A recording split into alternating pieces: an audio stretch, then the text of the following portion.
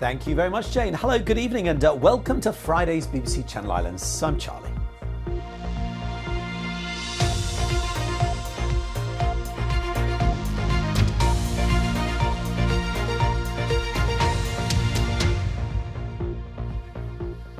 First on the programme tonight, to some they represent a bright future and an opportunity to provide the island with secure green energy. But could clouds be gathering over Jersey Electricity's plans to build more solar farms in island fields? The utility firm is currently working on 6 separate solar projects island-wide, but some people are increasingly concerned about a loss of farmland. Stephen Herview has tonight's top story. Jersey Electricity say that solar power is important to meet our carbon neutral goals, and despite the fact that our energy is already green coming from France, it will also contribute toward our energy security. We actually have one site that's now near completion up in St Clement. We have 2 sites that have passed through planning now that we intend to start building in the spring next year, and then we have 3 other sites that are currently going through the planning process. And the target for us is to get to 25 megawatt peak power within the next 2 years. So we talk around 5,000 homes it could potentially power. One of those sites yet to receive permission is near the airport in St Peter. It's also right in front of some people's homes. These panels are going to go on that field. They fill the field up completely. And it's where the marsh harriers and kestrels all hunt every day. So you're concerned about your view, but you're more concerned about the wildlife? Correct, yeah. This is the Wild West. This is St Juan's area. They've come along with a one-size-fits-all, fill that field with solar panels, and off we go. But, it's wrong. In St Mary, another site waiting for planning permission is Champ Vert. It's proposed to be more than 9,000 solar panels, significantly larger than any of the sites that have been approved so far. We are, very pro-renewable energy, but the balance has got to be carefully struck between renewables and sustainability and protecting our agricultural land, protecting our beautiful island. And we just feel that this application particularly has really tipped that balance the wrong way and needs to be reassessed. JEC say they understand people's concerns. Obviously, from a JE perspective, we don't want to be a bad neighbour. So our challenge will be to mitigate those impacts, and that's exactly what we would like to try and do. And can you explain to me what mitigation means? Trying to protect their views as much. Yeah, but how would you do that? So we will grow hedgerows, grow trees, any kind of natural screening process that we can put in place to help protect their views. The JEC tells me it's not using prime agricultural land, but the island's farming union disputes that. It is indeed prime agricultural land, both for its location and its soil quality, and ideal for growing potatoes. So it does make sense to just hold fire for a little bit and evaluate those that have already got permission and see where we go from there. The general feeling, now residents understand the scale of these developments, is that there could be better options. I know they're trying to introduce this. I was just hoping that perhaps it could go on buildings rather than an agricultural field. The trouble with solar panels is the only time it's productive is when the sun shines, which is the summer. And to cover the island like that is just crazy, really. There's many more locations that we feel would be far better suited to this than taking 8 prime agricultural fields out of circulation for 40 years. In other news tonight, and DFDS has confirmed it plans to set up a headquarters in Jersey and says it's already in discussions to sign a lease for an offices at the harbour. The Danish ferry firm also says it expects to sign a 15-year contract and publish its summer timetable by the end of next week. Islanders are being warned about a cryptocurrency scam that uses fake adverts and made-up quotes from States members. The scams look like news articles and claim you can make a lot of money. Authorities say people should be aware that just because a post includes a familiar face, that doesn't mean it's genuine. they are targeting us, they're trying to influence us as a small island jurisdiction, and that's really not happened before. That's new. That focus, the effort that they're putting into this, it's a new level of effort, and of course that raises the bar, because we're looking at something and we think this looks familiar now, and so that familiarity, it encourages us to click, it encourages us to engage. It's really hard not to. It isn't necessarily just a particular demographic that can get caught out. Our advice applies across the board. Everyone needs to be careful. Everyone needs to be that little bit more suspicious, unfortunately. But it is really important to think twice, to never pass out your personal details, and then to verify the source of the information. Right, we turn to politics now, and after a day and a half of talking about it, deputies in Guernsey have decided to not make any changes to the number of politicians in the Assembly. Instead, there'll be another review of the machinery of government. Well, our political reporter John Fernandez joined us from Guernsey this evening. John, so why the review rather than a decision? Well, it was because mainly of the proximity to the island's general election. A lot of politicians stood up and said that doing something like this so close to it would be bad governance. Increasing states member numbers were even worse compared, according to the people in there. Deputy John Gollott's proposal to increase numbers by 7, that only got 3 votes, whilst Deputy Neil Inder's proposal to cut headcount by 5, that failed first time, it failed the second time, and then when he wanted to bring it the third time, he decided that probably wasn't the best idea. Instead, deputies backed Peter Roffey's proposal for a review by the States Assembly and Constitution Committee to look at the way the States works. Because you can't divorce how many states members you need to how you're going to operate government. And that's what the Requête was trying to do. They said slash 10 in the next month or two, and later on think about how we're going to adjust our government in order to fit with that new reality. It was a bizarre way of going about things. So now we're going to have a proper look at it. The SAC committee or the right committee with a mandate to do that will take a calm, proper look at it, consult properly and report back to the states. Absolutely the right way to go. So I've spoken to members of the States Assembly and Constitution Committee, and they say they want to get on with this review before the end of this political term. Whilst Deputy Mark Hellier, the man whose proposal to cut 10 states members from the Assembly launched all of this, says now the only real chance of reform to the way the island's government works is a possible proposal to have a referendum on whether Guernsey should have executive government. And that could come forward before the end of this term. Watch this space, Charlie. Thank you very much, John. Meanwhile, Guernsey's politicians have run out of time this month to create a new committee to tackle the island's housing crisis. Debate on the matter started this afternoon but didn't finish, so the proposals will come back to the States in January. Now, life-saving heroes have been recognised at this year's Ambulance and Rescue Awards in Guernsey. The 14 winners included ordinary islanders who performed extraordinary feats, including 2 Guernsey schoolgirls who saved a struggling swimmer. A SARC volunteer, whose day job is a hairdresser, performed 20 minutes of CPR to save a life and shared what it meant to her. Blown away. I had absolutely no idea this was going on, but what my biggest thing I'd like to say is about the CFRs in SARC, because this award is for me, but it's also for everyone in SARC that is a CFR and part of the medical community, because without them there would be a lot of different things that would happen in SARC, and they do save lives and everyone does such an amazing job. You're watching the BBC in the Channel Islands. Still to come on the programme tonight, we're going to get you in the mood for Christmas. Plus, of course, David will be along with your weekend weather forecast. Right now, let's take a look at a few other stories in brief. And St Saviour's Hill in Jersey was closed this afternoon after a crash which left a car on its roof. It's understood up to 5 cars were involved and that nobody was seriously injured. Lloyds Bank at Lake Kennevay has closed for the final time despite the efforts of some Jersey politicians to keep it open. In an announcement earlier this year, Lloyds said mobile banking is more popular than ever and visits to its St Brelard branch had fallen significant. Researchers at the University of Exeter say Jersey is essential in helping stop the spread of Asian hornets in the UK. They say the island provided substantial expertise and training as part of a study funded by the EU, which has helped to detect and eradicate nests in England.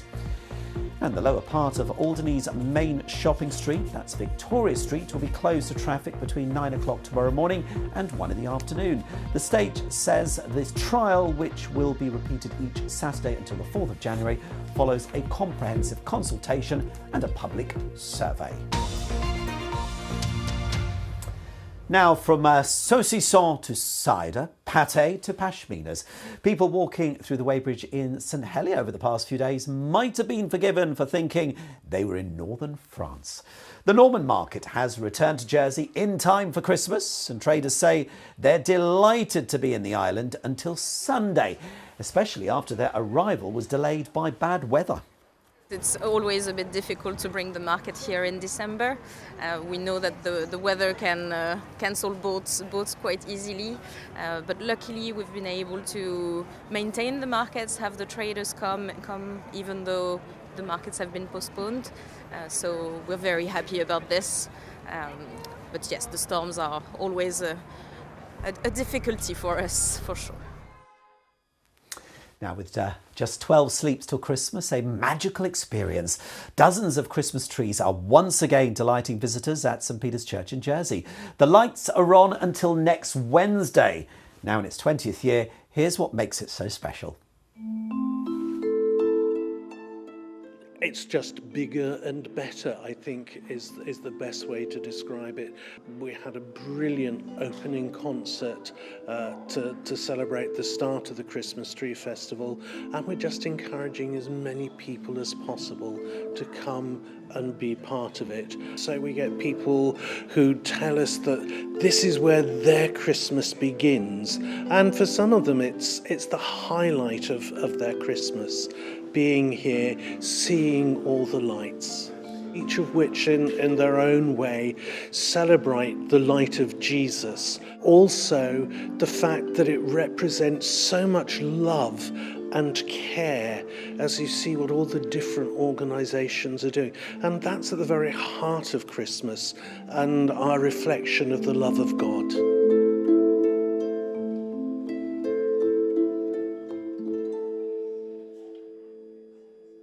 Wow, they look spectacular. May have to pay a visit. As you can see, David is here with the weather forecast. David, it's not getting any warmer. It's freezing in this studio. I know, Charlie, it's quite cold outside. Probably the last really cold night will be again tonight because temperatures, Charlie, are on the rise as we go into the weekend, probably reaching double figures through Saturday and Sunday. Saturday tomorrow, cloudy with showers and then brighter skies in the afternoon. We've had a lot of greyness over the week. And Sunday, patchy drizzle, but also quite a bit milder with temperatures of perhaps 11, even 12 degrees. There's a fair amount of cloud close by at the moment, and it's thickish cloud, so it's giving a few spots of rain. This weather front coming in from the northwest will just enhance that, so we'll end up with a lot of cloud for tomorrow morning with some quite frequent showers, then drier, brighter conditions in the afternoon. And high pressure is then to the south of us, so a complete reversal to how the week started. This week has had the high pressure to the north of us. We've had easterly winds. Now we've got the high pressure to the south of us, which means a westerly wind. That's Atlantic air. That's milder air. That's going to be the case for the start of next week. And if anything, southwest or southerly winds by Tuesday are going to help the temperatures even further. That milder air coming all the way from parts of Spain and Portugal. Tonight, though, we're still in the cold air, and it's going to be another cold night, despite the fact we've also got a few showery outbreaks of rain. Minimum temperatures between 3 and 4 degrees. Tomorrow, there'll be plenty of showers around in the morning, but I think they'll become more isolated in the afternoon. Also in the afternoon, perhaps some sunny spells developing too. 9, maybe 10 degrees, the maximum temperature tomorrow, but quite breezy as well. These are our times of high water. St Peterborough 5:13 and 17:40.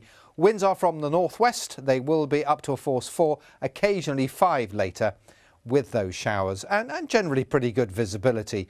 But we are going to notice that breeze. It's been much quieter today. The breeze picks up overnight tonight and into tomorrow. That's the forecast for Sunday, Monday, 12, maybe 13 degrees, slightly cooler air Tuesday, and then into Wednesday we see that really mild air return. 13, maybe even 14 degrees on Wednesday. But gradually next week, of course, we're heading towards Christmas. It does turn rather more unsettled with rain or showers. So not too bad and certainly getting warmer. Charlie. Thank you very much, David. Yeah, it's certainly going to be chilly out there if you're heading out for your Christmas do. Do stay safe and warm. I'll be back with your late news tonight at 10:30. For now, though, from me and the team, goodbye.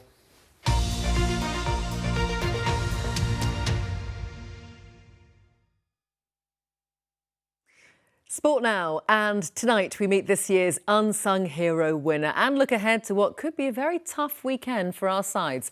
Andy's here. Thank you, Victoria. Good evening. We'll come to our brilliant Unsung Hero in just a moment, but first, football. And even the most optimistic Plymouth Argyle fan might be a little bit apprehensive about this weekend's trip to Championship leaders Sheffield United. When you compare the two sides, Argyle have the worst away record in the Football League, while their opponents, with former home park favourite Michael Cooper in goal, haven't conceded in 12 hours of football at Bramall Lane, dropping just 2 points all season at home. But you just never know. We're under no illusion. In order for us to get something out of the game on Saturday, everything has to go right for us. So we're working hard to try and put the players in the best frame of mind, best shape to try and do that. Something has to give at St James Park, where Exeter City are looking for their first win in 6 against the Barnsley side, who haven't won any of their last 5 games either. On to the rugby now, and the Exeter Chiefs are in European Cup action again this weekend, with reigning champions Toulouse coming to Sandy Park. Their star-studded lineup includes France captain Antoine Dupont, arguably the greatest rugby player on the planet right now. But the Chiefs welcome back an international captain of their own, with Daffyd Jenkins returning from injury for the first time since the Wales summer tour to Australia. While he'll be on the bench on Sunday, this man has a scary task of going head-to-head with Dupont. No, I think it's more of a excitement that I get to go face-to-face with him on the pitch, and look, he's showed how good he is. He's unbelievable, but I think it's an opportunity for me and our Chiefs boys to go after Toulouse, really, so I think it's more exciting than more nervous, yeah. Before that, the Chiefs women take their unbeaten record to the Trailfinders, and the Cornish Pirates are up against the Championship's only unbeaten side, Coventry, looking for their 3rd win in a row.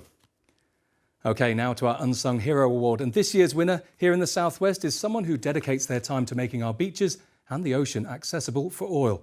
Ian Bennett is the adaptive surf lead for the Wave Project charity, but spends as much time volunteering each week as he does working. I went up to the North Devon coast to surprise him with a trophy. The beautiful North Devon coast, enjoyed by many. However, our Unsung Heroes mission is for it to be enjoyed by all. We're so looking forward to going on the beach, aren't we? Yeah. It's going to be good. Today, Ian thinks he's coming down to help George get onto the beach, which I suppose is true, but he thinks we've come along to do some filming about Access for All, which was started by George's mum 3 years ago. Ready, brace, lift. Ian gives up his time to support this project, as well as the Croyd Surf Lifesaving Club, the England Adaptive Surf Team, and pretty much anything else that helps people onto the beach and into the water. He's a very modest man, and he's the sort of chap who does remarkable things but never takes any credit for it at all. But you know, without him, we wouldn't have adaptive surfing here. He's developed the process, he's developed the training, he's developed the equipment, and he's constantly looking to try and improve all the time. So a remarkable man, and he does deserve this award. I think we took George out like 6.5 years ago, and it really showed us how inaccessible beaches are for young people, old people, disabled people, and it's just a game changer, having the equipment that we've sort of built up over the years, and having... Guys, can we just stop here a second? Because I think it's time we told Ian we've stitched him up. The truth is, we've got you here under slightly false pretenses, because for the time you've given up to do the things you do, you have been chosen as our unsung hero for 2024. Congratulations. There you are, mate. Congratulations. Now, it's a bit naughty to spring on you. What are you thinking right now? I wish I was somewhere else, or in the sea. The sea is looking really nice for surf. So, yeah, really unexpected. I had no idea. Gotcha. The kindest, most caring, passionate person I know. They're not just a team that enables him to get in the ocean, they have become friends of his, they know him inside out. Ian sometimes pops around the house to come and see him in his spare time and just check that he's okay. What he's doing for adapted surfing in this country is just amazing, and he just spends all of his time doing it. It's so nice to have my family see me as well. I spend a lot of time away from them doing all the stuff that I do. So yeah, just them being part of this award as well, because without them I wouldn't be delivering this either. I think it's nice to be recognised for the work that still going to say that we are doing. It's yours now, George. It's just a brilliant team that enables the beach to be so much more accessible to people, and surfing in general. We all get a buzz out of surfing, and I think everybody should be entitled to a go at that. Well, a very worthy winner. I think once he got over the initial shock of it all, I think he did enjoy the surprise. I think the moral of the story is if you turn up on someone's doorstep, be suspicious. I'm saying nothing. Thanks, Andy. Now, yesterday we heard that a skinny Christmas tree is the latest fashion, but we thought we'd take the temperature and ask you for your thoughts. And you certainly delivered with some fabulous pictures of your festive trees of all shapes and sizes. Now, we don't have a long enough programme to show them all, so here is just a tiny selection.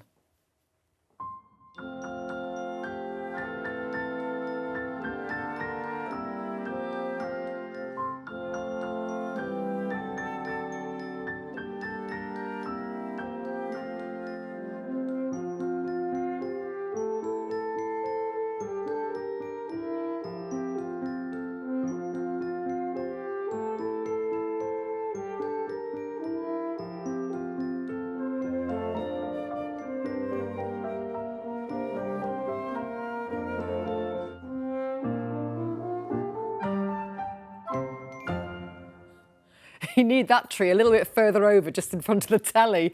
Well, thank you for sharing your Christmas tree pictures, and sorry we can only show just a few this evening. But now from your lights to a spectacular display in North Devon. Johnny Rutherford has been checking out the illuminations, bringing a lot of colour to the gardens at RHS Rosemore.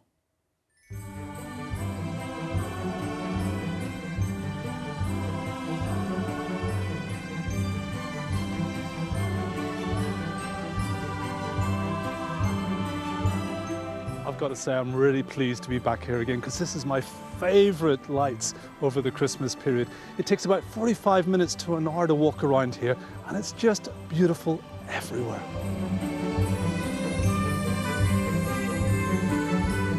So we're really excited about Glow this year. All of the features, as ever, are new. They change every year.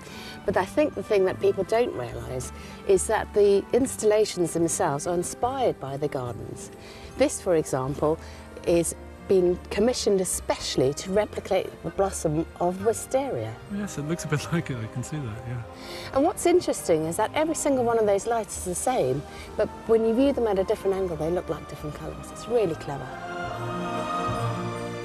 So willow beds and allium heads, which you can see behind us, the inspiration for the shapes came from research and spending time here in the gardens. Allium's obviously a beautiful summer flower, and then the circular planting came from the way that gardens cut lawns and then place statement trees into grass areas.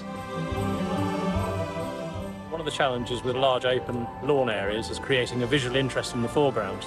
We've achieved that with carpeted colour, which has taken its inspiration from the interlocking root network between the different trees that are on the lawn. So another highlight of the trail this year is this winter sculptures exhibition that we have on. This is a sculpture by Royal Budget called Rosie. So clever with those shadows. It's such a reveal, isn't it? Because it doesn't look like dancers until you see up close. It looks completely different. Yes, it's really lovely to get through to this other side of the garden that we've not used on the trail before. This is my favourite bit, because you really get in the atmosphere here. It's so peaceful, it's beautiful.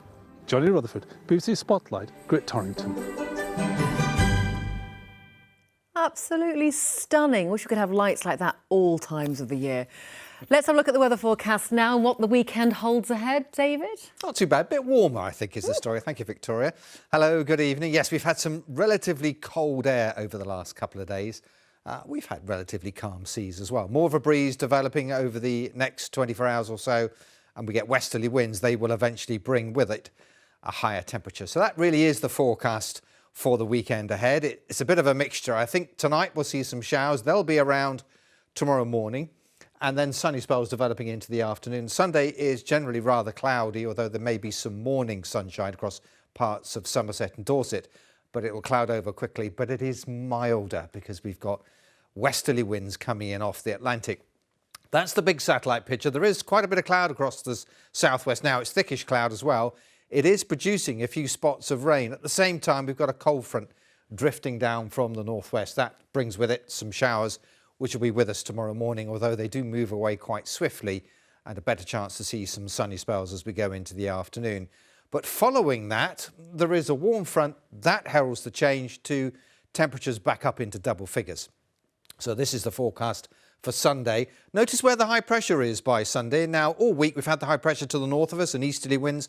We've now got the high pressure to the south of us, and we've got westerly and then eventually southerly winds developing. And particularly by the time we get to Tuesday, quite a brisk southwest wind developing and a new area of low pressure that will bring some rains Tuesday night into Wednesday, but it also brings the milder air. Look at the change in the colours there. That's temperatures up to 14, maybe even 15 degrees by the time we get to the middle of the week.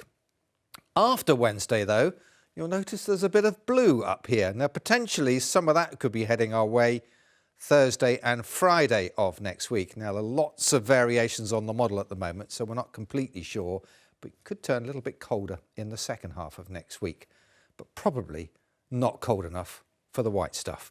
Let's look at the showers that we've had through this evening and overnight tonight. They'll still be around tomorrow morning. There will be some brief breaks in the cloud overnight tonight, and temperatures similar to what we've seen recently, 4, 5, 6 degrees the minimum temperature. But a freshening northwest wind will be the feature of the weather for tomorrow.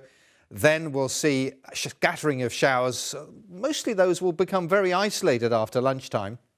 And actually, second half of the day, although it's only a short afternoon with some sunshine, it is possible to see sunny spells tomorrow, but increasing amounts of high-level cloud will drift in from the west. Temperatures tomorrow will be higher, but it'll take time before we finally reach double figures.